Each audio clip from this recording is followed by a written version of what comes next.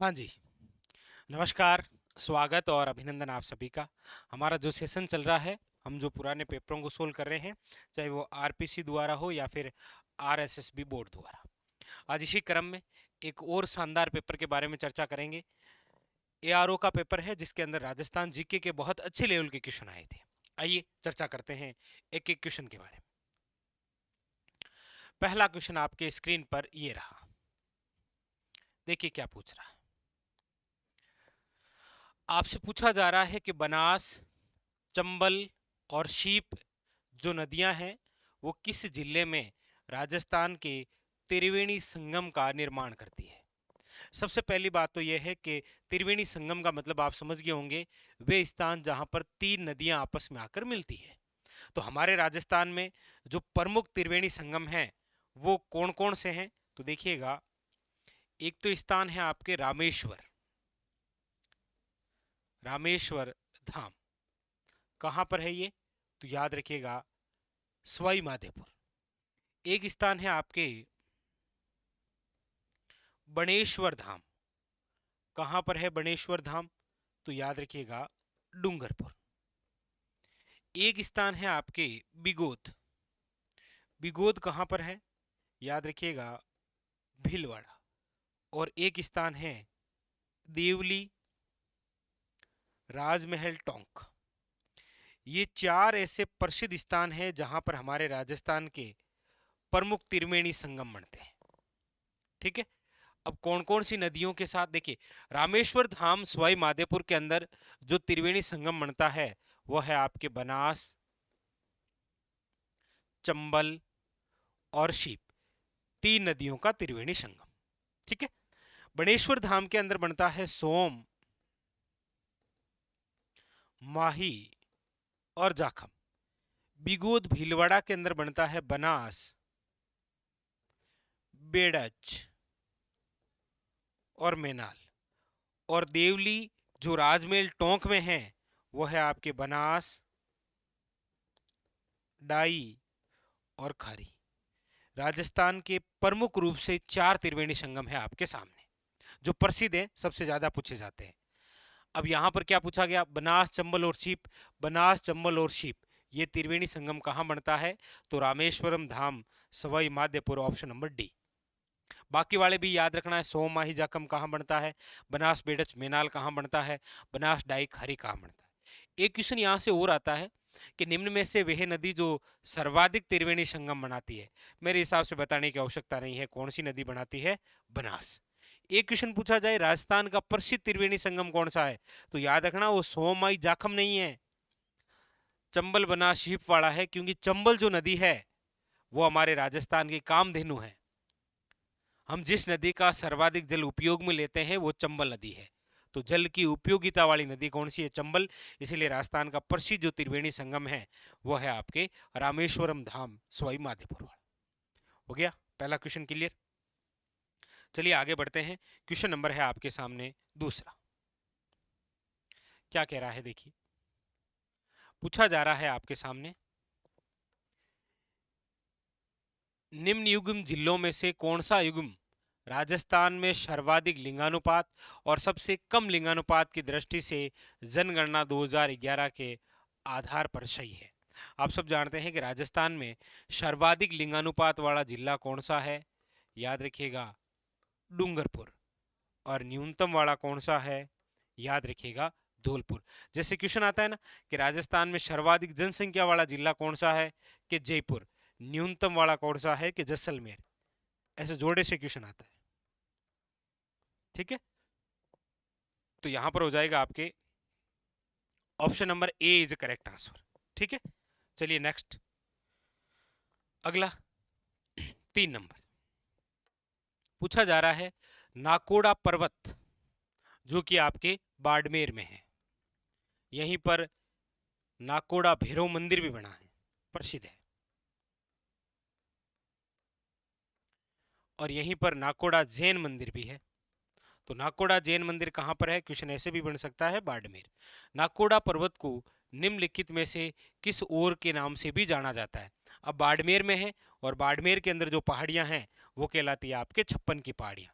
छप्पन की पहाड़ियां बोल सकते हैं या आप इन्हें 56 पर्वत बोल सकते हैं। ठीक है, वेरी वेरी इंपॉर्टेंट। तो नाकोड़ा पर्वत, नाकोड़ा भैरव मंदिर, नाकोड़ा जैन मंदिर, सब पूछे तो याद रखिएगा बाड़मेर। अच्छा, इस नाकोड़ा का प्राचीन नाम पूछे तो याद रखिएगा मेवा नगर। और अक्सर पूछा जाता है कि मेवों के लिए प्रसिद्ध नगर है मेवा नगर। मेवा नगर मीन्स नाकोड़ा, नाकोड़ा मीन्स बाड़मेर में। ठीक है, ये जरूर याद रखिएगा। अच्छा प्रकार का क्वेश्चन है नाकोड़ा पर्वत से रिलेटेड। चलिए आगे बढ़ते हैं। क्वेश्चन नंबर है आपके सामने 4। क्वेश्चन नंबर है 4, क्या कह रहा है देखिएगा। पूछा जा रहा है भिल्लों के किस नृत्य में नकली स्पर्धा जन्य युद्ध प्रदर्शित किया जाता है, जिसे आप भिल्लों का खेल नृत्य भी बोलते हैं। कौन सा है? बागड़िया है क्या, घेर है, हाथीमन्ना है, या नेजा? आप कहेंगे ऑप्शन नंबर 4 नेजा। ऑप्शन नंबर 4 याद रखिएगा कौन सा है? नेजा। अगला देखिए, अगला है कविराज बांकीदास किस शासक द्वारा संरक्षित राजकवि है, मतलब ये किसके दरबार में थे? तो याद रखिएगा जोधपुर के मान सिंह राठौड़ के दरबार में थे। और बांकीदास जिन्हें कहा जाता है मारवाड़ का बीरबल।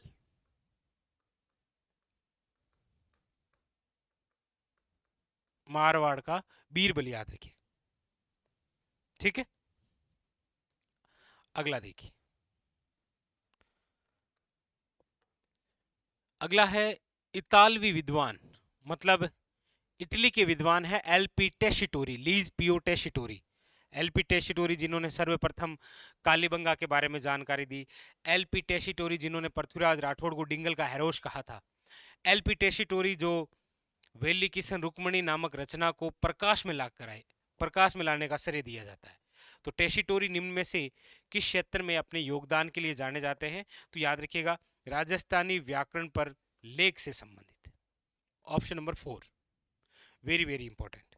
ठीक है, अगला देखिए, अगला क्वेश्चन है निम्न में से कौन सा डिग्री कॉलेज राजस्थान में सबसे पुराना है?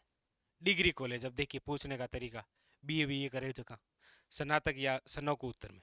तो डिग्री कॉलेज राजस्थान में सबसे पुराना Jaswant college Jodhpur, government college Ajmer, Maharaja college Jaipur, या कानौरिया कॉलेज जयपुर? तो महाराजा कॉलेज। महाराजा कॉलेज आप सब जानते हैं आपके सवाई राम सिंह सेकंड के समय की बात है ये। ठीक है, चलिए अगला, अगला क्वेश्चन देखिए। क्वेश्चन नंबर है आपके सामने 8। निम्न में से राजस्थान के कौन से जिले में तेंदु पत्ते का उत्पादन नहीं होता है? तेंदु आप सब जानते होंगे बीड़ी बनाने में, बीड़ी बनाने में प्रयुक्त जिस वृक्ष की पत्तियों से वो है तेंदु। तो उदयपुर में है, 12 झालावाड़ में है, सिरोही के अंदर नहीं है। सिरोही में याद रखिएगा माउंट आबू क्षेत्र के अंदर सदाबार वन है, और सदाबार वन के अंदर आपके सालर शीशम बरगद ऐसे आते हैं। ठीक है, याद रखिएगा। अगला देखिए,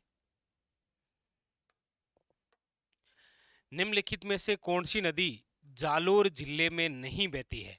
जालोर में देखिए बांडी, मेनाल, सुकड़ी, या लूणी? देखिए लूणी जाती है नो डाउट, सुकड़ी जाती है, बांडी भी जाती है। मेनाल, मेनाल जो नदी है वो नहीं जाती, क्योंकि मेनाल, वैसे ये सही नाम मेनाल है। मेनाल आपने नाम सुना होगा, बनास, मेनाल और बेड़च त्रिवेणी संगम बनता है बिगोद भीलवाड़ा में। ठीक है, तो ये जालोर नहीं जाती है। चलिए क्वेश्चन नंबर है आपके सामने वेरी वेरी इंपॉर्टेंट 10, बताइए। ठीक है, देखिए आगे, दयालदास ख्यात में प्रमुख किस राज्य का इतिहास वर्णित है? दो चीजें हैं, एक तो आती है आपके मुंडियार ख्यात, अक्सर पूछता है कि मुंडियार ख्यात में कहाँ के शासकों का? तो याद रखिएगा जोधपुर। जबकि दयालदास ख्यात के अंदर है आपके बीकानेर का इतिहास। ये दोनों क्वेश्चन बड़े इंपॉर्टेंट है, याद रखिएगा। ठीक है, हाँ, अगला देखिए, very very important question number 11, क्या कह रहा है देखिए। पूछा जा रहा है 19वीं शताब्दी के किस कवि को दरबारी चाटुकारिता से दूर रहकर ब्रिटिश शासन के खिलाफ लिखने के लिए लोक कवि कहकर पुकारा जाता है? चापलूसी नहीं की थी इन्होंने। कौन है? दयालदास, श्यामलदास, बांकीदास या शंकरदान सामोर? तो वो है आपके ऑप्शन नंबर 4 शंकरदान सामोर, जिन्होंने हमेशा ब्रिटिश शासन के खिलाफ लिखा था। ऑप्शन नंबर है आपके 4 इज करेक्ट आंसर, याद रखिएगा। ठीक है, अगला देखिए। अगला है राजस्थान में मरु विकास कार्यक्रम। बहुत इंपॉर्टेंट क्वेश्चन है ये, हर 3 एग्जाम के अंदर 2 एग्जामों में पूछा जाता है। मरु विकास कार्यक्रम, और इसकी जो शुरुआत है वो 1977 to 78। Option number 2 is correct answer. ठीक है, अगला देखिए, क्वेश्चन नंबर है 13। नागौर उच्च भूमि की औसत ऊंचाई मीटर में निम्न में से है। अब यहाँ नागौर उच्च भूमि की औसत ऊंचाई पूछ रहा है, तो ये काफी अच्छा क्वेश्चन है। ऐसे क्वेश्चन आपको केवल पुराने पेपरों के अंदर ही मिलेंगे, जहां से हो सकता है कि डिटो ही क्वेश्चन नेक्स्ट एग्जाम में पूछ लिया जाए। तो नागौर जो उच्च भूमि है ना, मरुस्थल का क्षेत्र, इसकी जो ऊंचाई है वो 300 से लेकर 500 मीटर है, याद रखिएगा। 300 से 500 metre, very very important question है ये। नेक्स्ट, अगला क्या कह रहा है? BWH से अभिप्राय क्या है? कोई दिक्कत नहीं, देखिएगा ये राजस्थान,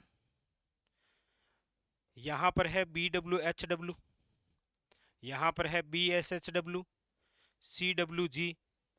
कई बार लोकेशन याद है तो नाम अपने आप निकल जाता है। BWHW है। अब ये पूरा क्षेत्र क्या है? आप कहेंगे पश्चिमी राजस्थान है और शुष्क है। शुष्क है और मरुस्थल का भाग है। शुष्क शीत ऋतु जलवायु है क्या? नहीं, शुष्क उष्ण मरुस्थलीय जलवायु है ये। आर्द्र भी नहीं है और अति आर्द्र भी नहीं है, क्योंकि अति आर्द्र तो AW है। ठीक है, तो इस प्रकार से इसका आंसर निकलता है। ठीक है, याद रखिएगा, शुष्क है और मरुस्थल का भाग। अगला देखिए, क्वेश्चन नंबर है 15। इस प्रकार के आंकड़ों का आप थोड़ा सा ध्यान रखें। देखिए क्या है, किसी भी क्षेत्र को न्यूनतम सूखाग्रस्त क्षेत्र घोषित करने के लिए कितनी वार्षिक वर्षा की मात्रा होनी चाहिए? किसी भी क्षेत्र को न्यूनतम सूखाग्रस्त, अधिकतम नहीं, न्यूनतम। पूछने का तरीका चेंज कर दिया इसने, इसने कहा न्यूनतम सूखाग्रस्त। तो अब सिंपल सी बात है, ऑप्शन से ही पता लग रहा है कि न्यूनतम सूखाग्रस्त क्षेत्र वही होगा जहां पर वर्षा 70 से 100 सेमी होगी, क्योंकि फिर वो सूखा नहीं होगा ना, न्यूनतम सूखा होगा, नाम मात्र का। ठीक है, अगला देखिए, अगला क्वेश्चन। अगला है आपके, किस रियासत में गोकुल भाई भट्ट ने प्रजामंडल आंदोलन का नेतृत्व किया? किस रियासत में? देखिए, गोकुल भाई भट्ट आप सब जानते हैं, इन्हें राजस्थान का गांधी कहा जाता है। राजस्थान का गांधी। इनका जो गांव है वो है आपके हातल गांव, और हातल गांव है शिरोई का, और इनका संबंध option number 4 is correct answer, याद रखिएगा, शिरोही से है। किससे है? शिरोई से। अगला क्वेश्चन देखिए, क्वेश्चन नंबर है आपके सामने 17। हुरडा सम्मेलन में कौन सा शासक सम्मिलित नहीं था? देखिए, हुरडा सम्मेलन सबसे पहली बात तो कब हुआ? 17/7/1734। हुरडा कहां पर है? याद रखिएगा, भीलवाड़ा। इसका आयोजन क्यों करवाया गया? याद रखिएगा, मराठों का दमन करने के लिए, मराठों का दमन करने के लिए। ये जो हुरडा सम्मेलन है, इसके आयोजनकर्ता कौन थे? तो याद रखिएगा, सवाई जयसिंह। इसकी रूपरेखा किसने तैयार की थी? याद रखिएगा, संग्राम सिंह सेकंड ने। और अध्यक्ष किसे बनाया गया था? तो याद रखिएगा, जगत सिंह सेकंड को। पहले अध्यक्ष संग्राम सिंह सेकंड को ही बनाया, लेकिन मृत्यु होने के कारण इनके पुत्र को क्या बना दिया गया था? इनका अध्यक्ष। हुरडा सम्मेलन आप पढ़ते हैं बहुत शानदार तरीके से कि हुरडा जो सम्मेलन है वो आपके कब आयोजित हुआ, तो डेट भी इंपॉर्टेंट है, स्थान भी इंपॉर्टेंट है, और वजह क्या है क्यों इसका आयोजन किया गया और इसके आयोजनकर्ता कौन थे, रूपरेखा और अध्यक्ष। और इसका आप आंसर कमेंट बॉक्स में बताइए कि निम्न में से हुर्डा सम्मेलन में कौन सा शासक सम्मिलित नहीं था। यहां पर शासक का नाम नहीं पूछा है, रियासतों के नाम दिए हैं।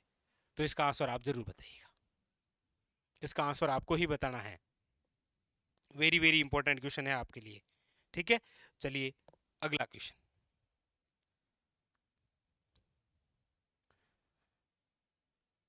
क्वेश्चन नंबर है आपके सामने 18।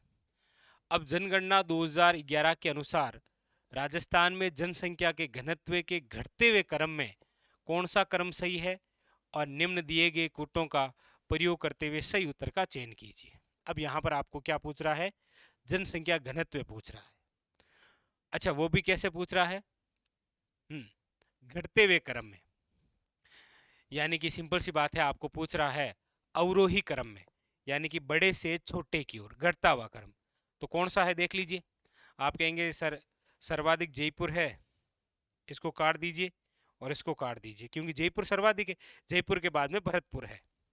Option number 3 is correct answer, Jaipur, Bharatpur, Dausa और अलवर। ठीक है, चलिए क्वेश्चन नंबर है आपके सामने 19।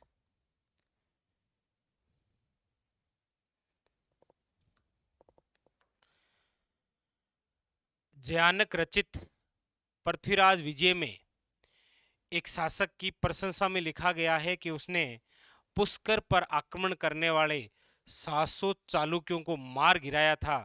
निम्न में से उस शासक का नाम क्या है। जयानक द्वारा रचित है कौन सी, पृथ्वीराज विजय।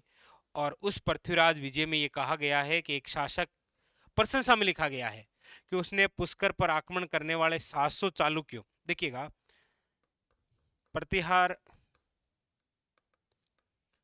परमार, ये चालुक्य और चौहान, चौहानों की उत्पत्ति के बारे में जब आप पढ़ते हैं तो एक अग्निकुंड मत पढ़ते हैं जिसके तहत 4 वीर राजपूत उत्पन्न हुए थे। ठीक है, तो ये चालुक्य, चालुक्य और इन्हीं की एक शाखा कहलाती है आपके सोलंकी। ठीक है, तो 700 चालुक्यों को मार गिराया था। निम्न में से उस शासक का नाम बताइए। तो वो शासक है पृथ्वीराज फर्स्ट। कौन है, Prithviraj first. Option number 3 is correct answer. चलिए अगला क्वेश्चन देखिए, क्वेश्चन नंबर है आपके सामने 20। Very very important question number 20 क्या कह रहा है वो देखिए। चंबल नदी का जल अफवाह क्षेत्र राजस्थान में कितने प्रतिशत है। देखिएगा, चंबल नदी, 3 बातें हैं इसकी। कौन कौन सी, एक तो राज्य में प्रवाहित होने वाली सबसे लंबी नदी, प्रवाहित होने वाली सबसे लंबी नदी। ठीक है, एक है आपके सर्वाधिक जल सतही वाली नदी, और एक है सर्वाधिक जल की उपयोगिता वाली नदी। लेकिन याद रखिएगा, सर्वाधिक जल ग्रहण क्षमता वाली नदी है कोई, सर्वाधिक जल ग्रहण क्षमता, तो सर्वाधिक जल ग्रहण जो क्षमता वाली है वो है बनास, जो कि आप जानते ही हैं पूर्णतः राज्य में बहने वाली सबसे लंबी नदी है। यहां पर पूछा गया चंबल नदी का जल अफवाह क्षेत्र राजस्थान में कितने प्रतिशत है, तो 20.90%। Option number 4 is correct answer, याद रखिएगा। ठीक है, चलिए क्वेश्चन नंबर है आपके सामने 21। क्या पूछ रहा है, पूछा जा रहा है जनगणना 2011 के अनुसार राजस्थान की पूर्व साक्षरता निम्न में से कौन सी है। अब राजस्थान की साक्षरता आप जानते हैं 66.1 है। ठीक है, तो पूर्व साक्षरता कितनी है, तो याद रखिएगा 79.2। काफी अच्छा क्वेश्चन आता है ये तो डायरेक्ट वन लाइनर क्वेश्चन पूछा गया है, याद रखिएगा। ठीक है, चलिए क्वेश्चन नंबर है आपके सामने 22। क्या कह रहा है देखिए, निम्न में से कौन शूद्र मुक्ति पुस्तक के लेखक हैं। अर्जुनलाल शेट्टी, प्रताप सिंह, जमनालाल बजाज या सागरमल गोपा। देखिए, सागरमल गोपा की हम बात करते हैं तो आजादी के दीवाने, आजादी के दीवाने और जैसलमेर का गुंडा राज, ये तो इनकी है, किसकी, सागरमल गोपा की। और इंपॉर्टेंट है, एग्जामिनर पूछता है। शूद्र जो मुक्त है वो है अर्जुन लाल शेट्टी की, और अर्जुन लाल शेट्टी की एक और पुस्तक है खूनियारा राज, याद रखिएगा, खूनियारो राज। ठीक है, तो अर्जुन लाल शेट्टी, अर्जुन लाल शेट्टी को तो आप जानते होंगे, जिन्होंने एक कथन कहा था, यदि अर्जुन लाल अंग्रेजों की नौकरी करे, यदि अर्जुन लाल नौकरी करेगा तो फिर अंग्रेजों को भारत से बाहर कौन निकालेगा। इस प्रकार का कमेंट आप पढ़ते हैं अक्सर। हाँ, चलिए ठीक है, तो ये था आज का हमारा सेशन, जिसके अंदर हमने राजस्थान जीके से संबंधित बड़े ही महत्वपूर्ण क्वेश्चनों के बारे में चर्चा की। बाकी वाले जो क्वेश्चन हैं वो हम करेंगे अगले सेशन में। ठीक है, तो फिलहाल आज के लिए इतना ही। धन्यवाद।